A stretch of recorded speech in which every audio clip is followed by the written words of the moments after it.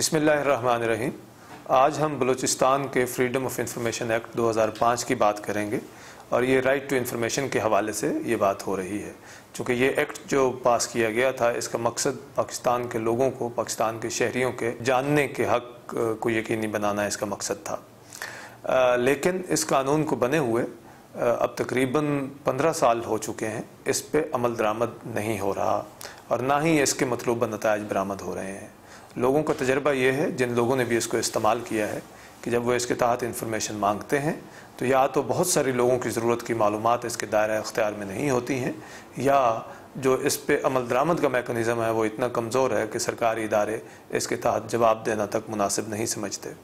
तो आज हम इस कानून का शिक बाई शिक जायज़ा लेंगे और उसमें हम ये जानने की कोशिश करेंगे कि इस कानून में कौन सी ऐसी कमज़ोरियाँ हैं जिसकी वजह से इस पे अमल दरामद मुमकिन नहीं हो पा रहा है और ना ही इसकी वजह से लोगों को उनका हक़ की मालूमात हासिल हो पा रहा है। तो ये अगर कानून अच्छा होता और ये तो इस पे मौसर अमल दरामद भी हो पाता और लोगों को इसका फ़ायदा भी होता। जैसा कि हम देखते हैं कि पंजाब और खैबर पख्तूनख्वा के कवानीन जो कि काफ़ी अच्छे शुमार किए जाते हैं, तो वहाँ पे अब बड़ी तादाद में लोग उसका इस्तेमाल कर रहे हैं। उसकी गालबन एक बड़ी वजह यह है कि लोगों को जिस तरह की इंफॉर्मेशन की ज़रूरत होती है उसकी एक बड़ी हद तक वो मालूमात उनको मिल पाती हैं, और अगर उनको ना मिल रही हों तो शिकायत का एक ऐसा निज़ाम उस कानून में दिया गया है कि जब वो शिकायत करते हैं तो फिर उसके नतीजे में उनको वो मालूमात मिल जाती हैं। तो अब हम जायज़ा लेंगे कि बलूचिस्तान के कानून में ऐसी क्या कमज़ोरियाँ हैं कि इस पर वो अमल दरामद नहीं हो पा रहा है। पहली बात तो ये है कि ये कानून जब बनाया गया था 2005 में, तो उस वक्त पाकिस्तान के आइन में कोई ऐसी शिक मौजूद नहीं थी कि जानने का हक़ एक बुनियादी हक़ है। लेकिन 2010 में जब 18वीं तरमीम पास हुई तो उसमें जानने के हक़ को एक बुनियादी इंसानी हक़ का दर्जा दे दिया गया। तो अब पाकिस्तान में इस हक़ की अहमियत बहुत ज़्यादा है, चूँकि ये एक आइनी हक़ है। हमारे आइन का जो फंडामेंटल राइट्स का चैप्टर है उसमें आर्टिकल 19A को शामिल करके इसको हमारा बुनियादी हक़ बना दिया गया। तो जो बलूचिस्तान का एक्ट है, इसके प्रीएम्बल में इसका जो शुरू का हिस्सा है उसमें आर्टिकल 19A का कोई तज़किरा नहीं है। होना तो ये चाहिए था कि इसको बाद में जब अमेंडमेंट की जाती या इसको बेहतर बनाया जाता तो उसमें फिर इसका ज़िक्र किया जाता, ताकि हर पढ़ने वाले को, हर वो शख्स जो इसको देख रहा है उसको पता हो कि हम सिर्फ़ एक स्टैट्यूटरी हक़ की बात नहीं कर रहे हैं, बल्कि हम एक पाकिस्तान के लोगों के एक आइनी हक़ की बात कर रहे हैं, एक दस्तूरी हक़ की बात कर रहे हैं। जब हम आगे बढ़ते हैं, इसमें ये लिखा हुआ है कि इसका इतलाक़ सारे बलूचिस्तान पर होता है, जो कि ठीक बात है। ज़ाहिर है कि ये बलूचिस्तान का कानून है, तो ज़ाहिर है इसका इतलाक़ बलूचिस्तान हुकूमत के जो इदारे हैं उन पर इसका इतलाक़ होना है।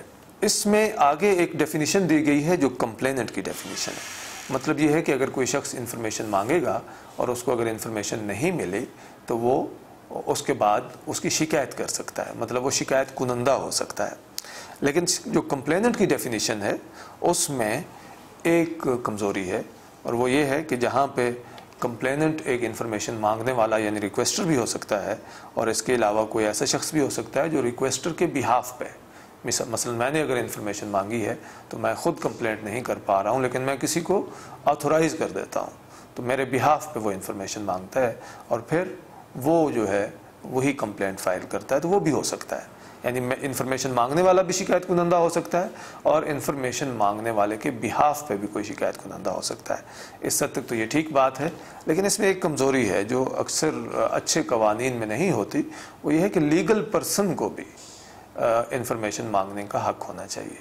वो इस तरह से कि बहुत सारी जो कंपनियाँ हमारे यहाँ या इदारे जो रजिस्टर्ड होते हैं वो लीगल पर्सनस होते हैं, तो एक इंडिविजुअल की ज़रूरत भी हो सकती है इंफॉर्मेशन, और पाकिस्तान में मौजूद एक इदारे की भी, जो रजिस्टर्ड इदारा है, जो हुकूमत की इजाज़त से काम कर रहा है, उसकी भी इंफॉर्मेशन की ज़रूरत हो सकती है। तो इसको चाहिए, और पंजाब के कानून में इस तरह की शिक पहले से मौजूद है कि लीगल पर्सन भी कंप्लेनेंट भी हो सके और रिक्वेस्टर भी हो सके। जब हम और आगे बढ़ते हैं तो इसमें ये दिया हुआ है कि कंप्लेंट का मतलब क्या है। तो इसमें कई चीज़ें बताई गई हैं कि कंप्लेंट का एक मतलब तो ये है कि किसी को गलत तरीके से इंफॉर्मेशन नहीं दी गई, मतलब उसको रॉन्गफुली डिनाई कर दिया गया है कि हम आपको इंफॉर्मेशन नहीं दे सकते।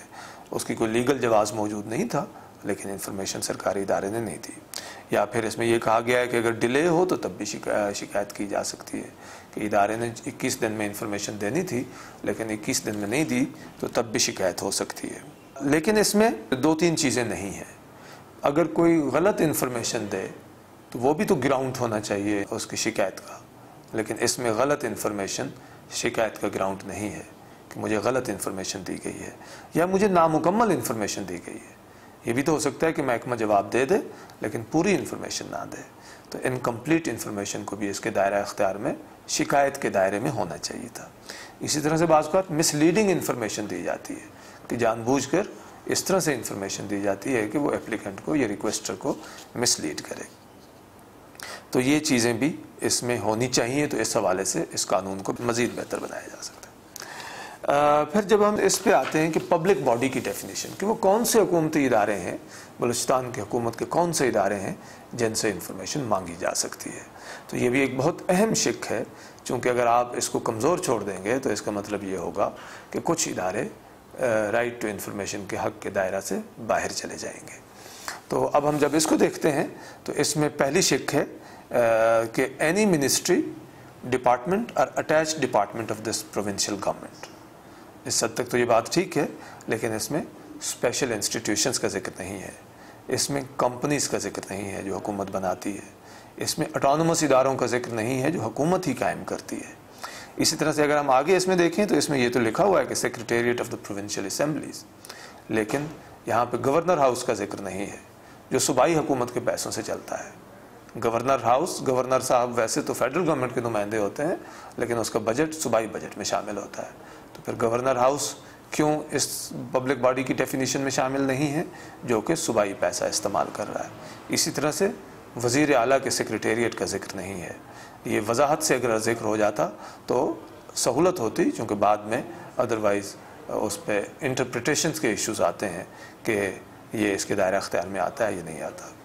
इसी तरह से इसमें कोर्ट्स का, बोर्ड्स का, कमीशन का जिक्र तो है कि जो हुकूमत बनाती है वो इसके दायरा अख्तियार में आते हैं, लेकिन यहाँ पे ऐसे प्राइवेट इदारों का जिक्र नहीं है कि जिनको हुकूमत ने फंडिंग या कुछ और सहूलतें मुहैया की हों। ऐसे बहुत सारे प्राइवेट इदारे हैं जो हुकूमत के दिए हुए प्लाटों पे बने होते हैं, जिनको हुकूमत ने प्लाट दिया होता है, ज़मीन दी होती है, या जिनको कभी ग्रांट दी होती है, या जिनको किसी और तरह की टैक्स की सहूलतें दी होती हैं। तो इसका मतलब ये है कि ऐसे इदारे भी हुकूमत की मदद से चल रहे होते हैं। तो अब सवाल ये है कि जब पब्लिक का पैसा इस्तेमाल हो रहा हो ऐसे इदारों पे, तो फिर लोगों का हक़ के मालूमात वहाँ पे क्यों नाफिज़ुल अमल ना हो। तो असूली बात यह है कि हर वो इदारा जो सरकारी वसाइल इस्तेमाल करता है, जो अवाम का पैसा इस्तेमाल करता है, उसको इस कानून के दायरा में होना चाहिए। इस कानून में जो एक और अहम डेफिनीशन है वो रिकॉर्ड की है।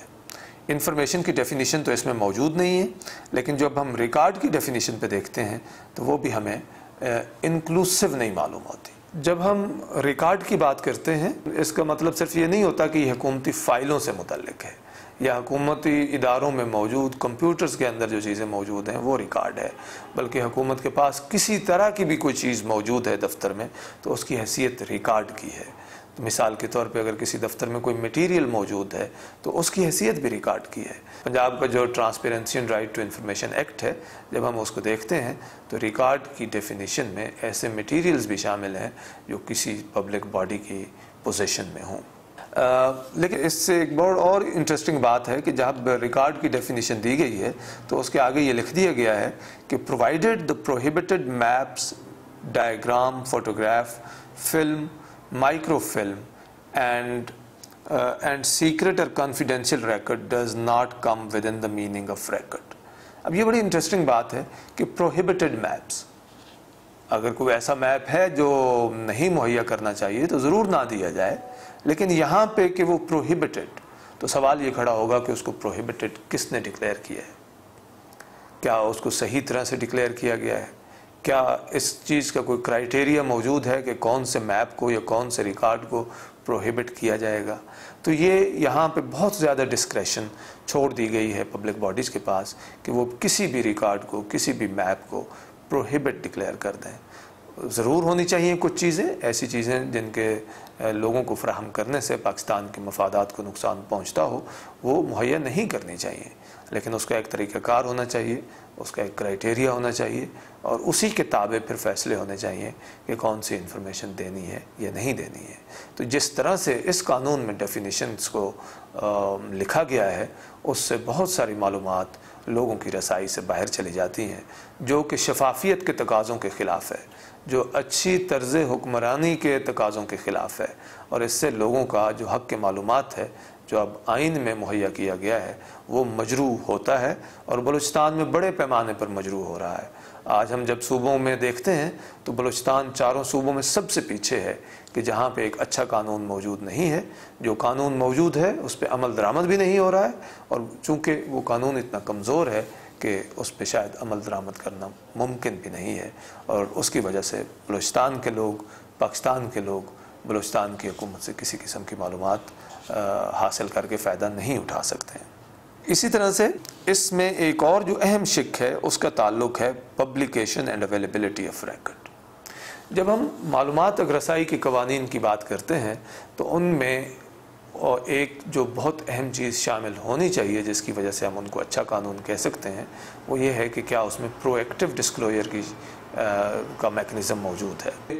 ऐसा नहीं होना चाहिए कि हर चीज़ के लिए लोग आके दरख्वास्त दें तो उनको मिले। आज के इस ज़माने में ये मुमकिन है कि हर महकमा अपनी ज़्यादातर मालूमात वेबसाइट के ज़रिए से या नोटिस बोर्ड के ज़रिए से या लीफलेट्स की शक्ल में और उस तरह से उनको पब्लिश कर दे, ताकि लोगों को इन्फॉर्मेशन के पीछे भागना ना पड़े, वो अपने घर में बैठे, अपने दफ्तर में बैठे वो सरकारी मालूमात हासिल कर सकें जो भी उनकी ज़रूरत की मालूमात हों। तो यहाँ पे एक पब्लिकेशन ऑफ रिकॉर्ड की शिक तो मौजूद है बलूचिस्तान के कानून में, लेकिन उसमें लिखा हुआ नहीं है कि कौन सी ऐसी कैटेगरीज ऑफ इंफॉर्मेशन होंगी जिनको लाजमी तौर पे पब्लिश किया जाएगा। इस शिक में कुछ चीज़ों का जिक्र मौजूद है, लेकिन वो बहुत ही महदूद लिस्ट है। होना ये चाहिए था कि एक मुनासिब लिस्ट मुहैया की जाती कि ऐसे डॉक्यूमेंट्स जिनकी लोगों को आम तौर पर ज़रूरत पड़ती है वो तो हर महकमा प्रोएक्टिवली अज़ खुद अपनी वेबसाइट्स पे रखेगा। पंजाब के कानून में और खैबर पख्तूनख्वा के कानून में इस तरह की एक अच्छी शिक मौजूद है जिससे बलूचिस्तान की हुकूमत भी इस कानून को बेहतर बनाने के अमल में फ़ायदा उठा सकती है। इसी तरह से इसमें एक सेक्शन है सेक्शन 7 जिसका उन्वान है डिक्लेरेशन ऑफ पब्लिक रिकॉर्ड। दुनिया में जितने भी राइट टू इंफॉर्मेशन के अच्छे कानून मौजूद हैं उनमें एक लिस्ट दी जाती है कि ये वो इन्फॉर्मेशन है जो हम नहीं देंगे, और उसके अलावा बाकी सारी मालूमात काबिल रसाई तस्वर की जाती हैं। लेकिन ये जो बलूचिस्तान का कानून है इसमें 3 तरह के लिस्टें मौजूद हैं, और ये इस तरह से बनाया गया है, जिसने भी बनाया है उसने पूरी कोशिश की है कि लोगों को कम से कम मालूमात मिले। इसकी डेफिनेशंस को देख लें या इसकी रिकॉर्ड की डेफिनेशन को देख लें या आगे बाकी शिकों को देख लें तो उससे यही तासुर मिलता है। तो इसमें अब एक सेक्शन है कि ये वो मालूमात हैं जो पब्लिक रिकॉर्ड है, जो सेक्शन 7 है वो पब्लिक रिकॉर्ड की बात करता है और ये कहता है कि ये इन्फॉर्मेशन हम देंगे। जब हम इसको आगे इसको देखते हैं इसमें 5 सब सेक्शंस हैं और उसमें कुछ मालूमात का जिक्र है कि ये हम देंगे। तो पॉलिसीज़ और गाइडलाइंस तो इसमें जिक्र है कि वो दी जाएंगी, लेकिन ये वो चीज़ें हैं जो वैसे ही पहले से भी गज़ट नोटिफिकेशन इनका होता है। फिर है कि transactions involving acquisition and disposal of property and expenditures undertaken by a public body in the performance of its duties, तो इसकी इंफॉर्मेशन दी जाएगी। फिर ये है कि information regarding grant of licences, allotments and other benefits and privileges and contracts and agreements made by a public body, तो ये भी ठीक है। फिर है final orders and decisions including decisions relating to members of public, और फिर आखिरी बात है any other record which may be notified by the provincial government as public record by the purposes of this act. तो ये जो आपने categories देखी इसमें ज़ाहिर है कुछ अहम इंफॉर्मेशन शामिल है, लेकिन प्रॉब्लम ये है कि इस सेक्शन की जो ओपनिंग लाइन है उसमें ये कह दिया है कि ये सारा रिकॉर्ड भी मुहैया किया जाएगा अगर इसकी रसाई भी किसी और शिक के तहत मना ना हो। तो शुरू में ये लिखा गया है कि subject to the provisions of section 8, तो सेक्शन 8 में जब हम जाते हैं तो उसमें बहुत सारी इन्फॉर्मेशन फिर मना कर दी गई है कि ये नहीं दी जाएगी। तो इसको जैसे मैंने अर्ज़ किया कि इसको वर्ड ऐसे किया गया है किसी ने बड़े शातिराना तरीके से कि ये मालूमात लोगों को ना मिले। तो जब हम सेक्शन 8 में जाते हैं तो उसमें फिर लिखा हुआ है एक्सक्लूजन ऑफ सर्टेन रिकॉर्ड्स। जब हम एक्सक्लूजन का वर्ड मतलब इस्तेमाल करते हैं तो इसका मतलब यहाँ पे ये है कि ये एब्सोल्यूट एक्सक्लूजन है। मतलब ये नहीं है कि अगर किसी मालूमात के देने से नुकसान होता हो तो हम नहीं देंगे। इसमें तो ये लिखा हुआ है कि ये बस हम नहीं देंगे, भले वो बिल्कुल ही बेज़रर इंफॉर्मेशन हो, लेकिन चूंकि इधर लिख दिया गया है, भले उससे लोगों की ज़रूरत पूरी होती हो, भले उससे फ़ायदा होता हो, लेकिन ये हमने देनी ही नहीं है। तो ये इससे ये है। और सेक्शन 8 जो है, और जो मैंने पहले सेक्शन 7 का बताया कि जिसके तहत कुछ मालूमात दी भी जा सकती हैं, तो अगर वो भी सेक्शन 8 से हिट हो रही होंगी तो वो नहीं दी जाएंगी। तो अब हम इसको देखते हैं कि इसमें क्या चीज़ें हैं कि जो नहीं देनी, जो बिल्कुल नहीं दी जा सकती, वो है नोटिंग ऑन द फाइल्स। पता नहीं क्या वजह है कि जब हमारे सरकारी ऑफिसर से बात होती है तो वो कहते हैं नोटिंग ऑन द फाइल तो हमने नहीं देनी। इस पर कोई बहुत सेंसिटिविटी होती है, बहुत ही हसास होते हैं। अब सवाल ये है कि क्यों नहीं देनी? अगर ये नोटिंग आपने सरकारी अख्तियारात को इस्तेमाल करते हुए उस अमल में आपने ये नोटिंग लिखी है तो फिर क्यों नहीं देनी? जिस कागज़ पे आपने लिखी है वो तो लोगों के पैसों से ख़रीदा गया है। जिस कुर्सी से पे बैठ के और जिस कलम से आपने लिखा है वो भी लोगों के पैसों से ख़रीदी गई है। जिस अफसर ने वो नोटिंग लिखनी है उसकी तनख्वाह भी लोगों के पैसों से आ रही है। तो फिर नोटिंग क्यों नहीं मिलेगी? अगर उस नोटिंग का ताल्लुक किसी ऐसे मामले से हो कि वो मामला लोगों से खुफिया रखना ज़रूरी है तो फिर तो बात समझ में आती है। अगर ये नोटिंग पाकिस्तान के दिफा के किसी मामले से मुतल्लिका है तो बिल्कुल नहीं मिलनी चाहिए। अगर ये नोटिंग किसी टेररिज्म की डिस्कशन से मुताल्लिक है कि जिसका फ़ायदा टेररिस्ट उठा सकें तो फिर भी नहीं मिलनी चाहिए।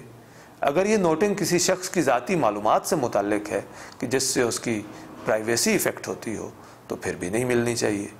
लेकिन ये क्या हुआ कि जी किसी भी मामले से मुतल्लिक नोटिंग नहीं दी जाएगी। आपने तालीम का मामला डिस्कस किया, आपने सेहत का मामला डिस्कस किया, आपने पानी की सप्लाई का मामला डिस्कस किया। इस नोटिंग के देने में क्या ऐसी चीज़ माने हो सकती है?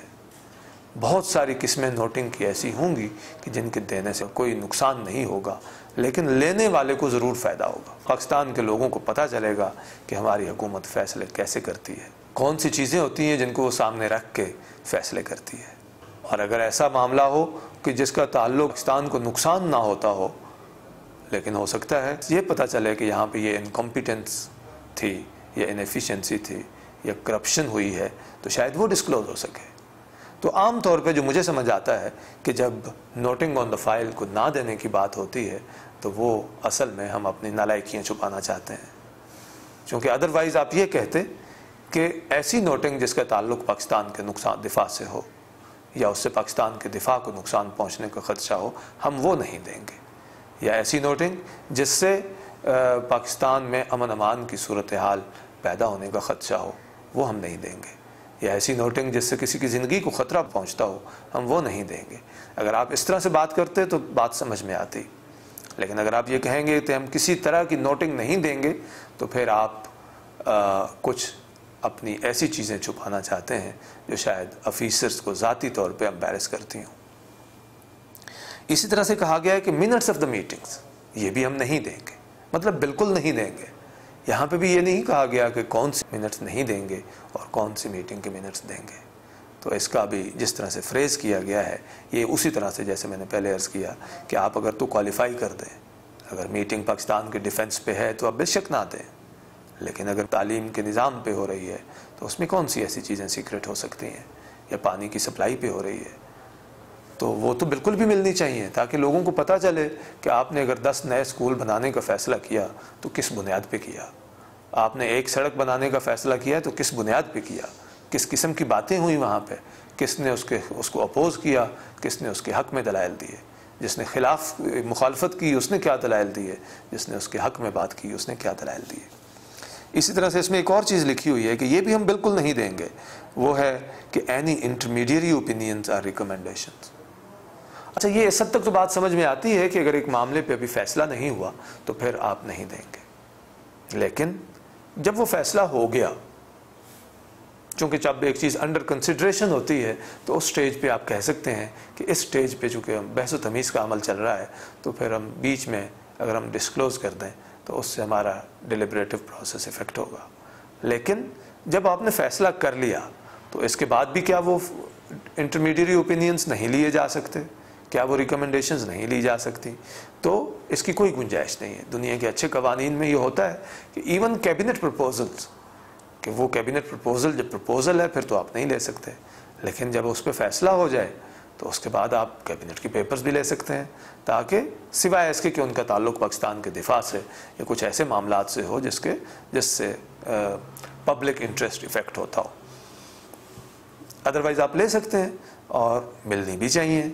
उसमें रिसर्च के हवाले से फ़ायदा होता है, प्रोफेसर स्टूडेंट्स को रिसर्च करने में आसानी होती है, उससे आम लोगों को जानने का हक़ मिलता है कि वो जान सकें हमारी हुकूमत फ़ैसले कैसे कर रही है। फिर इसमें हम और आगे आएँ तो फिर ये भी लिखा हुआ है कि record declared as classified by the federal and provincial government, यानी आपने कह दिया कि हम नोटिंग भी नहीं देंगे, हम मीटिंग के मिनट्स भी नहीं देंगे, हम इंटरमीडिएट ओपिनियंस और रिकमेंडेशंस भी नहीं देंगे।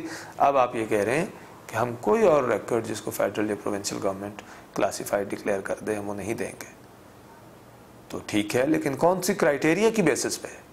क्या ये हुकूमत का अख्तियार है कि किसी भी रिकॉर्ड को बस कॉन्फिडेंशियल डिक्लेयर कर दे, या उसका कोई म्यार है? तो इस कानून में वो म्यार मुहैया नहीं किया गया।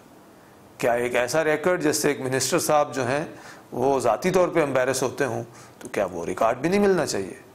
हो सकता है उससे मिनिस्टर साहब या सेक्रेटरी साहब या चीफ सेक्रेटरी साहब या चीफ मिनिस्टर साहब वो ज़ाती तौर पे तो एम्बेरस होते हों, लेकिन उससे पब्लिक का भला होता हो, उससे पाकिस्तान का फ़ायदा होता हो, उससे बलूचिस्तान की हुकूमत का, बलूचिस्तान के लोगों का फ़ायदा होता हो। चूँकि करप्शन हमारे मुल्क में एक हकीकत है, नाअहली भी एक हकीकत है, इनएफिशिएंसी, इनकॉम्पिटेंस के वाक़यात भी होते हैं। तो क्या इन चीज़ों की मालूमात भी खुफिया रखी जाएंगी? अगर ये खुफिया रखी जाएंगी तो इनका तदारुक कैसे होगा? और अगर हम इस पे बहस व तमीज़ नहीं करेंगे तो अच्छा निज़ाम कैसे बनेगा? तो ये कि डिस्क्रेशन दे दी जाए प्रोविंशियल या फेडरल गवर्नमेंट को कि किसी भी रिकॉर्ड को वो क्लासिफाइड डिक्लेयर कर दें, ये बहुत ही नामुनासिब बात है। अच्छे कवानीन में इसकी मिसाल नहीं बनती। सिर्फ वही मालूमात खुफिया रखनी चाहिए जिससे पाकिस्तान के कौमी मफाद को या पाकिस्तान के अवामी मफाद को नुकसान पहुँचता हो। पाकिस्तान के दिफा की मालूमात बिल्कुल नहीं मिलनी चाहिए। ये बात, इस पे सारे दुनिया के अच्छे कवानीन में ये एक्सेप्शन होती है। किसी की ज़ाती ज़िंदगी को नुकसान पहुँचने का ख़दशा हो, जिसको सेफ्टी ऑफ अ पर्सन, तब भी नहीं देनी चाहिए। इसी तरह से ज़ाती ज़िंदगी, प्राइवेसी, वो भी इफ़ेक्ट नहीं होनी चाहिए। लॉ एंड ऑर्डर को कोई नुकसान पहुँचने का ख़दशा हो, फिर भी नहीं मिलनी चाहिए। तो ये है वो क्राइटेरिया, जिस तरह के क्राइटेरिया कानून में होने चाहिए थे। लेकिन यहाँ पे एक एब्सोल्यूट डिस्क्रेशन दे दी गई, एब्सोल्यूट एक्सक्लूजन्स और एब्सोल्यूट डिस्क्रेशन, जो बिल्कुल ही एक अच्छे कानून से मुताबिकत नहीं रखती, बल्कि एक बहुत ही कमज़ोर कानून की ये निशानियाँ हैं। और जैसे मैंने कहा कि किसी ने बड़े शातिराना अंदाज से इसको लिखा है कि लोगों के हक़ के मालूमात, लोगों के मालूमात के हक़ को हमने किस तरह से पामाल करना है। इसमें और आगे बढ़ें तो इसमें फिर ये लिखा गया है, प्राइवेसी की बात है, वो एग्जेम्प्ट होना चाहिए। लेकिन फिर आगे ये है कि record of private documents furnished to a public body either on an express और implied condition that information contained in any such document shall not be disclosed to a third person. अब ये भी एक बहुत दिलचस्प बात है कि अगर कोई इम्प्लाइड कंडीशन हो या एक्सप्रेस्ड कंडीशन हो किसी प्राइवेट बॉडी की तरफ से जिसने हमें एक मालूमात दी हैं, तो फिर और वो हम मालूमात किसी को नहीं देंगे, चूँकि उसकी कंडीशन ये है कि वो हमने नहीं देनी। तो सवाल ये है कि इस तरह से तो कल हुकूमत के पास तो बहुत सारा रिकॉर्ड प्राइवेट बॉडीज़ के बारे में होता है या प्राइवेट इंडिविजुअल्स के बारे में होता है।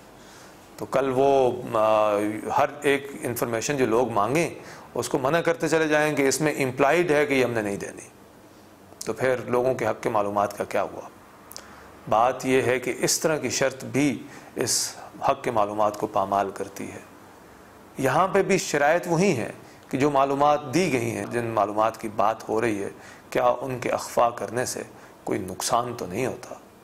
तो अगर नुकसान होता है तो फिर ना दें, लेकिन अगर नुकसान नहीं होता तो फिर क्यों ना दी जाए। और जब मैं नुकसान की बात करता हूँ तो मैं पाकिस्तान के कौमी मफाद या पब्लिक के मफाद की बात करता हूँ। मैं उस नुकसान की बात नहीं करता कि एक प्राइवेट कंपनी की करप्शन डिस्क्लोज हो जाएगी।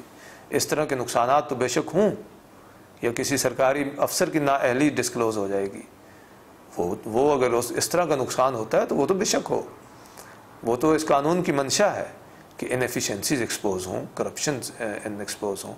अब ऐसे क्या हुआ कि आप इस तरह की मालूमात इकट्ठी करें, फिर इस बुनियाद पे लोगों को ना दें कि जनाब इसमें एक कंडीशन मौजूद है। तो ये कंडीशन पाकिस्तान के आइन के आर्टिकल 19A से बाला तो नहीं हो सकती।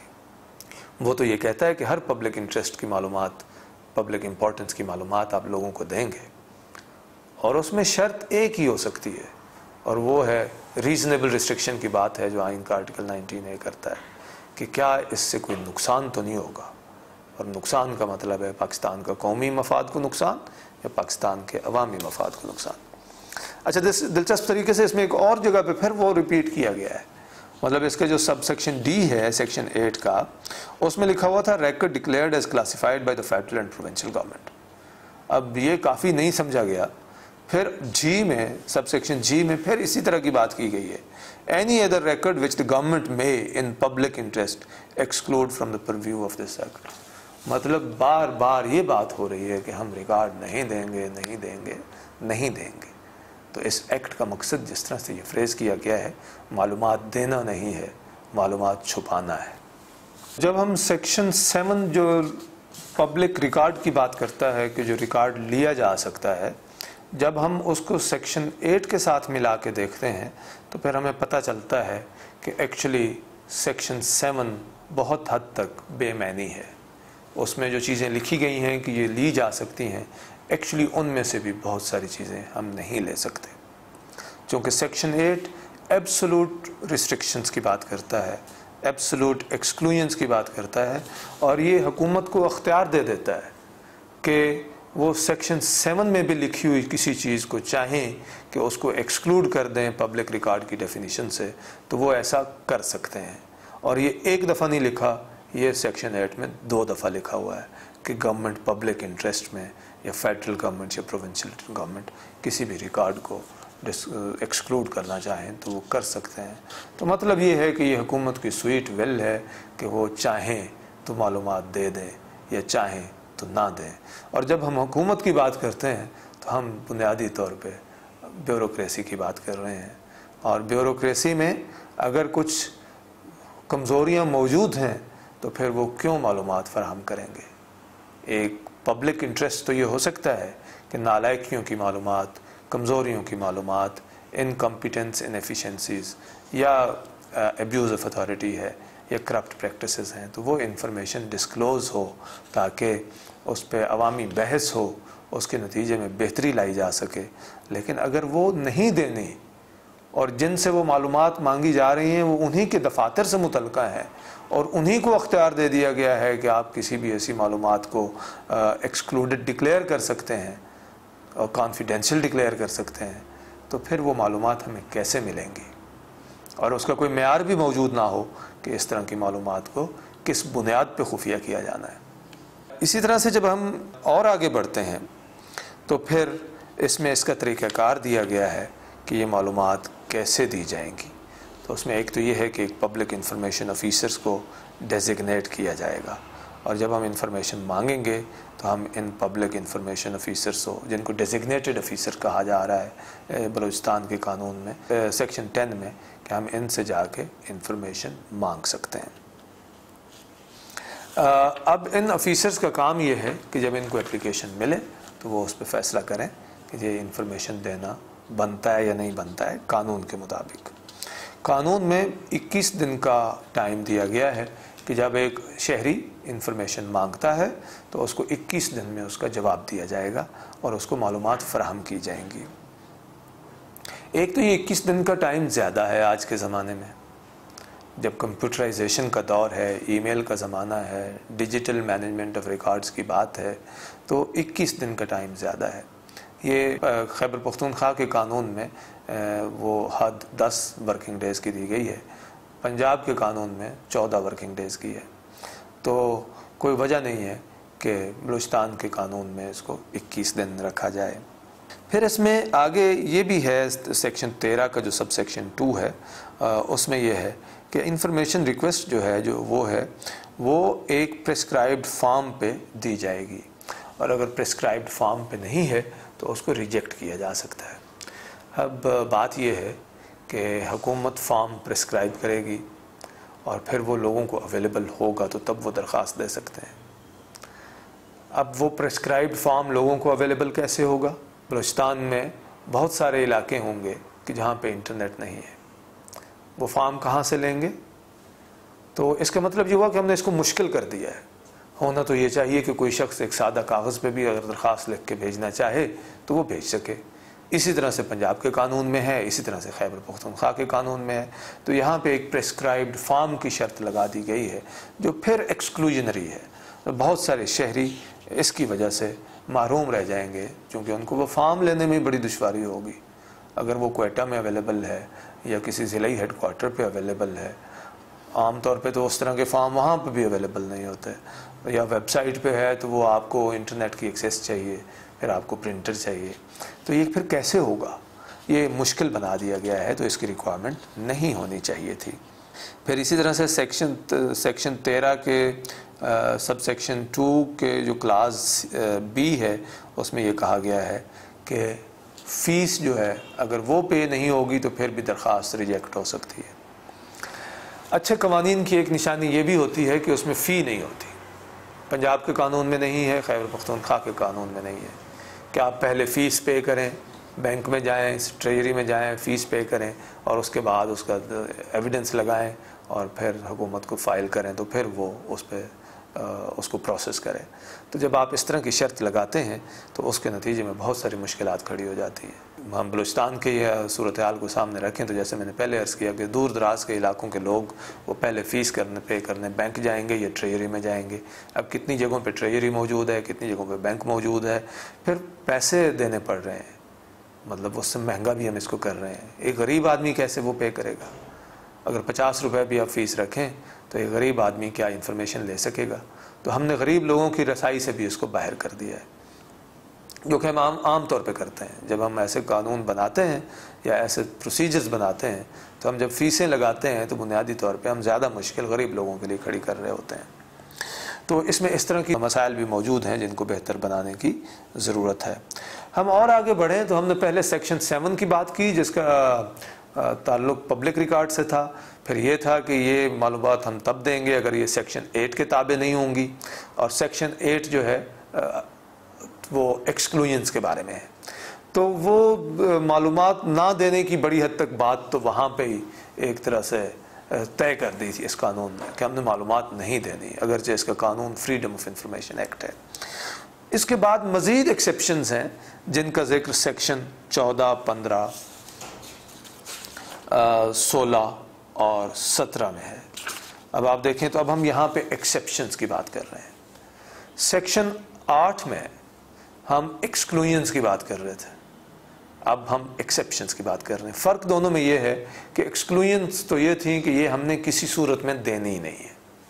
अब जब हम एक्सेप्शंस की बात कर रहे हैं तो यहाँ पे बेसिकली हार्म टेस्ट की बात है। तो यहाँ पे ये इस तरह से फ्रेजिंग है कि हम ये मालूमात नहीं देंगे अगर इनसे ये नुकसान होने का ख़दशा हो। तो मिसाल के तौर पे सेक्शन 15 में ये लिखा गया है, disclosure harmful to law enforcement, कि हम अगर किसी इंफॉर्मेशन के देने से लॉ एनफोर्समेंट को नुकसान होता हो तो फिर आगे वर्डिंग ये है कि information may be exempt if its disclosure is likely to result in the commission of an offence. ये जायज़ बात है वैसे तो, मतलब इस तरह की शिक अगर हो तो वो ठीक है, लेकिन सेक्शन 8 के साथ जब हम देखते हैं तो फिर हमें पता चलता है कि ये बिल्कुल ही मतलब हमने इसके दायरे को और बढ़ा दिया है। होना ये चाहिए था कि सिर्फ एक लिस्ट होती एक्सेप्शंस की, और वो भी सब्जेक्ट टू हार्म टेस्ट होती, और वो भी एक्सक्लूजन्स ना होती, वो एक्सक्लूजन्स के बारे में ना होती, वो एक्सेप्शंस के बारे में होती। तो सेक्शन 7 की ज़रूरत नहीं थी, सेक्शन 8 की ज़रूरत नहीं थी, सिर्फ एक सेक्शन की ज़रूरत थी जिसमें हम लिखते एक्सेप्शंस, और उसमें हम भले ये ज़रूर लिखते कि हाँ अगर लॉ इन्फोर्समेंट को नुकसान होने का एहतमाल हो तो मालूमात नहीं दी जाएंगी। ये एक जायज़ बात है। अगर ये तय हो जाए कि इस मालूमात के देने से पाकिस्तान में लॉ इन्फोर्समेंट को नुकसान होगा, तो भी बिल्कुल ये तो पब्लिक इंटरेस्ट है कि लॉ इन्फोर्समेंट होनी चाहिए, और पब्लिक इंटरेस्ट को नुकसान होने का खदशा हो तो बिल्कुल नहीं मिलनी चाहिए मालूमात। इसी तरह से इसमें लिखा है कि अगर उससे if the disclosure is likely to harm the detection, prevention and investigation और inquiry in a particular case, बिल्कुल ठीक है। Reveal the identity of a confidential source of information, ये भी बिल्कुल ठीक है। Facilitate an escape from a legal custody, बिल्कुल ठीक है। Harm the security of any property और सिस्टम इंक्लूडिंग बिल्डिंग्स, तो इस तरह की एक्सेप्शंस हो सकती हैं, होनी चाहिए। सब्जेक्ट टू हार्म टेस्ट होनी चाहिए। सिर्फ ये है कि कोई बैठ के माइंड अप्लाई करे और ये तय करे कि क्या वाकई ये जो इन्फॉर्मेशन हमसे मांगी जा रही है इसके डिस्क्लोजर से ये नुकसान होने का खदशा है, और अगर वो नुकसान होने को खदशा हो तो फिर इस तरह की मालूमात नहीं मिलनी चाहिए। फिर सेक्शन 16 में प्राइवेसी एंड पर्सनल इंफॉर्मेशन, तो ये भी एक बिल्कुल जायज़ एक्सेप्शन बनती है। हर अच्छे कानून में इस तरह की एक्सेप्शन होती है कि लोगों की ज़ाती ज़िंदगियों की मालूमात डिस्क्लोज़ नहीं होनी चाहिए। और फिर इसी तरह से आगे है इकनॉमिक एंड कमर्शियल अफेयर्स, कि ऐसी मालूमात जिनके डिस्क्लोज़ करने से हुकूमत पाकिस्तान के या हुकूमत बलूचिस्तान की इकनॉमिक या कमर्शियल इंटरेस्ट को नुकसान पहुँचने का एहतमाल हो, तो वो मालूमात भी नहीं देनी चाहिए। लेकिन इसमें इम्पॉर्टेंट ये है कि पहले ये तय करना है कि इसके देने से नुकसान होगा। तो अब देखिए इसमें ये भी हो सकता है कि एक अफसर ये समझता हो कि इसके देने से नुकसान होगा, और उसी महकमे में बैठा हुआ एक दूसरा अफसर समझता हो या एक शहरी समझता हो कि एक्चुअली इसके देने से तो कोई नुकसान नहीं होगा। तो यहाँ पे डिबेट्स भी हो सकती है, आर्ग्यूमेंट भी हो सकता है, तो फिर उसमें एक डिसीजन मेकिंग का मैकेनिज़्म होना चाहिए। लेकिन बुनियादी बात यह है कि जो भी इंफॉर्मेशन मांगी जाए उसका देने या ना देने का फ़ैसला इस बुनियाद पे होना है कि इसके देने से पाकिस्तान के कौमी मफाद को या पाकिस्तान के अवामी मफाद को कोई नुकसान तो नहीं होगा। तो इस कानून में पे जो हमने अभी तक बात की है उसमें एक बड़ा मसला जिसकी हमने निशानदेही की है वो है कि इसमें बहुत ज़्यादा एक्सक्लूजन्स या एक्सेप्शंस हैं, और जो पब्लिक इंफॉर्मेशन दी जा सकती है वो सब्जेक्ट टू एक्सक्लूजन्स है, जिसकी वजह से ये कानून बेमैनी हो गया है। कानून की एक और अच्छी निशानी ये होती है, राइट टू इंफॉर्मेशन कानून की एक अच्छी निशानी ये होती है कि उसमें मैक्सिमम डिस्क्लोजर हो, तो ये तो उसकी बिल्कुल ज़िद्द है। दूसरी अच्छी निशानी ये होती है कि उसका एक अच्छा एनफोर्समेंट का मैकेनिज़्म हो, मतलब ये है कि उसमें ये तय हो कि इस पर अमल दरामद कैसे होना है, और अगर इसकी अमल दरामद में मुश्किलात आएंगी तो उसका तदारुक कैसे होगा। तो इस कानून में जो कंप्लेंट का मैकेनिज़्म है वो बहुत ही कमज़ोर है। इसमें जो बलूचिस्तान के ओम्बुड्समैन हैं उनको ये अख्तियार दिया गया है कि वो शिकायत सुनें और उस पर फ़ैसला करें। जो लोग इंफॉर्मेशन रिक्वेस्ट फ़ाइल करते रहे हैं और कंप्लेंट्स भेजते रहे हैं उनका तजर्बा ये है कि बलूचिस्तान के ओम्बुड्समैन का ऑफिस कम अज़ कम राइट टू इंफॉर्मेशन या फ्रीडम ऑफ इंफॉर्मेशन के हवाले से जो शिकायत हैं उस पर बिल्कुल ही गैर मुअस्सिर रहा है। इसकी दीगर वजूहात भी होंगी, लेकिन 2-3 वजूहात जिसके मैं जिक्र करना यहाँ पर मुनासिब समझता हूँ वो ये है कि ओम्बुड्समैन ऑफिस एक ख़ास मकसद के लिए बनाया गया है। जब हम उनको इजाफ़ी ज़िम्मेदारियाँ देती हैं तो ज़रूरी नहीं है कि वो उन ज़िम्मेदारियों के हवाले से इक्विप्ड हो। तो राइट टू इंफॉर्मेशन एक तरह से स्पेशलाइज्ड फील्ड है। इसमें कंप्लेंट्स को डील करते हुए उस बॉडी को ये फ़ैसला करना होता है कि इसमें पब्लिक इंटरेस्ट किस तरह से है, इसमें नेशनल इंटरेस्ट की क्या रिक्वायरमेंट्स हैं, और इंफॉर्मेशन क्या देनी चाहिए या नहीं देनी चाहिए, इंटरनेशनल बेस्ट प्रैक्टिस क्या है, केस लॉ इसके हवाले से क्या है। तो अगर एक इजाफी ज़िम्मेदारी हो तो फिर ये स्पेशलाइजेशन इस तरह के इदारों में मौजूद होती नहीं है। फिर दूसरा मसला ये है कि जैसे पंजाब और खैबर पख्तूनख्वा के कवानीन हैं वहाँ, या सिंध का कानून है, तो वहाँ पे एक डेडिकेटेड फोरम इस्टेब्लिश किया गया है जिसको पंजाब में पंजाब इंफॉर्मेशन कमीशन कहते हैं, इंफॉर्मेशन कमीशन खैबर पख्तूनख्वा में भी मौजूद है। तो फिर उनकी एक स्पेशलाइजेशन होती है, वो इसी काम से मुंसलिक होते हैं, उनकी एक अपनी अंडरस्टैंडिंग भी बेहतर होती है, वो ज़्यादा मौसर अंदाज से, डेडिकेटेड अंदाज से उन कंप्लेंट्स को फ़ैसला कर सकते हैं। तो बलूचिस्तान में ज़ाहिर है ये डेडिकेटेड फोरम नहीं है, ओम्बुड्समैन ऑफिस अपने काम करता है, उसके अलावा उनको ये काम करने पड़ते हैं। एक दूसरी बात ये है कि इम्प्लीमेंटेशन सिर्फ कंप्लेंट्स नहीं है, उसके अलावा भी चीज़ें हैं। किसी कानून पे अमल दरामद के लिए ये भी ज़रूरी है कि मुतल्लिका ऑफिसर्स की ट्रेनिंग हो, उसके लिए ये भी ज़रूरी है कि लोगों को बताया जाए कि आप ये अपना हक़ के मालूमात कैसे इस्तेमाल कर सकते हैं। उसके लिए उस महकमे को वक्तन फ़वक्तन प्रोएक्टिवली कुछ सर्कुलर्स जारी करना पड़ते हैं, महकमों को याद दहानी करानी पड़ती है, एनुअल रिपोर्ट्स पे काम करवाना पड़ता है और गाइड करना पड़ता है, गाइडलाइंस इशू करनी पड़ती हैं। तो बलूचिस्तान के कानून में कोई इस तरह का अख्तियार ओम्बुड्समैन को नहीं दिया गया। ओम्बुड्समैन का काम बहुत महदूद है कि वो सिर्फ जो शिकायत उनके पास आए वो उसको सुने और उस पर फ़ैसला करें। इस हवाले से बदकिस्मती से जो बलूचिस्तान के ओम्बुड्समैन हैं उनकी परफॉर्मेंस बहुत ही कमज़ोर रही है, और ये बात हम अपने तजर्बे भी के बेसिस पे भी कह रहे हैं, और ये जो जितने भी लोगों ने इंफॉर्मेशन रिक्वेस्ट फ़ाइल की हैं या फिर उसके बाद ओम्बुड्समैन के दफ्तर से रब्ता किया है तो वहाँ से कभी खातिर खा फ़ैसला नहीं आया, और अगर फ़ैसले हुए भी हैं तो उनकी क्वालिटी बहुत ही तवज्जो तलब है, जिस पे सवाल उठाए जा सकते हैं, और उसके लिए दूर जाने की ज़रूरत नहीं है। उसी तरह के मामलात पे खैबर पख्तूनख्वा इंफॉर्मेशन कमीशन ने फ़ैसले किए हैं, पंजाब इंफॉर्मेशन कमीशन ने फ़ैसले किए हैं, जो कि लोगों के हक़ के मालूमात को तस्लीम करते हैं। और जब हम बलूचिस्तान में ओम्बुड्समैन ऑफिस के कुछ फ़ैसलों को देखते हैं तो वो बिल्कुल ही प्रो सीक्रेसी लगते हैं, बजाय इसके कि प्रो राइट टू इंफॉर्मेशन हो। इस कानून में एक शिक है 19 नंबर, जिसका मतलब है dismissal of frivolous, vexatious and malicious complaints. ये फिर जैसे मैंने शुरू में अर्ज़ किया कि ये कानून बनाया ऐसे गया है कि बस लोगों को शक की नज़र से देखो, लोगों के लिए इस हक़ को महदूद करो, और ये एज्यूम करो कि लोग ही हमेशा जब आएंगे इंफॉर्मेशन मांगने तो वो उनके मोटिव्स जो हैं वो मेलाफाइडे होंगे, मेलिशियस होंगे, या वो वेक्सेशियस रिक्वेस्ट फ़ाइल करेंगे। ये एक बहुत बड़ी एजम्पशन है। ये हमारे रियासती रवैयों को ज़ाहिर करती है कि हम अपने शहरियों को क्या समझते हैं, हमारा अपने शहरियों से ताल्लुक़ किस किस्म सा है, हम कितनी रिस्पेक्ट देते हैं अपने शहरियों को, कि हम उनके लिए दरवाज़े बंद करते हैं बजाय इसके कि दरवाज़े खोलें। तो यहाँ पे भी और ये कहा गया है कि अगर इस तरह की रिक्वेस्ट होगी तो हम उसको रिजेक्ट कर देंगे, और सिर्फ रिजेक्ट नहीं करेंगे, हम उस पर फ़ाइन भी लगाएंगे, और वो फ़ाइन 10,000 रुपये तक हो सकता है।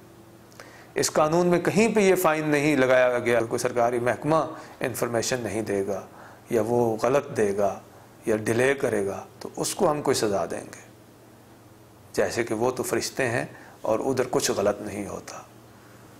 लेकिन शहरी जो हैं उनको सज़ा हम दे सकते हैं अगर वो फ्रिवलस रिक्वेस्ट लेकर आए। तो ये भी बेसिकली हमारी उसी बात की तस्दीक करती है कि वो माइंडसेट कि जो इस कानून को ड्राफ्ट करने के पीछे मौजूद था। और ये सिर्फ बलूचिस्तान के कानून की बात नहीं है, ये इसी तरह का कानून फेडरल लेवल पे भी 2002 का मौजूद था, ये उसकी बिल्कुल डिटो कापी है। तो फेडरल लेवल पे भी इसी तरह के माइंडसेट्स की बात है, ये सिर्फ बलूचिस्तान के ड्राफ्टर की माइंडसेट की बात नहीं है। फिर इसमें एक ऑफेंस है 20 नंबर पे, और ये वाहिद ऑफेंस है कि अगर कोई रिकॉर्ड डिस्ट्रॉय किया जाता है तो मुतल्लिका अफसर को सज़ा हो सकती है कि जो 2 साल तक हो सकती है, कि अगर वो रिकॉर्ड को डिस्ट्रॉय करे। तो मतलब लेट करने पे सज़ा नहीं है, इंफॉर्मेशन रिक्वेस्ट को एप्लीकेंट को हरास करने पे कोई सज़ा नहीं है, इस कानून में जिक्र नहीं है उसका। अगर कोई महकमा गलत इंफॉर्मेशन दे दे कोई सज़ा नहीं है, नामुकम्मल दे दे मालूमात कोई सज़ा नहीं है। तो ये कोई गलत फ़ीस मांग ले उस पर भी कोई सज़ा नहीं है। तो इंफॉर्मेशन रिक्वेस्ट वसूल करने से इनकार करे तब भी कोई सज़ा नहीं है। लेकिन सिर्फ एक सज़ा है कि अगर कोई रिकॉर्ड को डिस्ट्रॉय करेगा तो उस पर सज़ा हो सकती है, लेकिन ये वो सज़ा है जो पहले से ही कुछ और कवानीन में मौजूद होगी, तो यहाँ पे उसके शामिल करने से कोई इजाफी फ़ायदा नहीं है। इसी कानून में एक और जो बहुत अहम शिक है वो है सेक्शन 22।